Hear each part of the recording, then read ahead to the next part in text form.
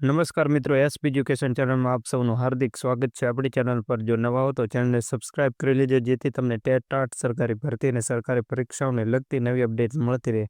જો આપણી Telegram channel પર જોઈન ન થયા તો ત્યાં થઈ જજો. વિડીયો નીચે લિંક મૂકેલ છે, ત્યાં પણ તમને શિક્ષણને લગતી ઘણી માહિતી મળી રહેશે. સરકારી ઉચ્ચતર માધ્યમિક અને ગ્રાન્ટેડ ઉચ્ચતર માધ્યમિકના જે ઉમેદવારો છે તેમના માટે સંમતિ પત્રક ભરવાની સૂચના આજે આવી ગઈ છે અને આજે વેબસાઇટ પર મૂકવામાં પણ આવેલું છે. આ ઉમેદવારોએ રાતના 12 કલાક પહેલાં આ કાર્ય પૂર્ણ કરી દેવાનું રહેશે. સંમતિ આપી દેવી પડશે. હવે ઘણા મિત્રોના મનમાં પ્રશ્ન છે કે જેમને એક શાળા મળી છે તો તેમને સંમતિ આપવાની છે કે નહીં, તો તે મિત્રોને કોઈ સંમતિ આપવાની હોતી નથી. જે મિત્રોને 2 શાળા ફાળવેલ છે, સરકારી અને ગ્રાન્ટેડ, તમે જે શાળા લેવા માંગતા હોય તે ટીક કરશો એટલે તમને તે શાળા મળશે અને જે શાળાનો હક જતો કરશો તે શાળા બીજા ઉમેદવારને મળશે.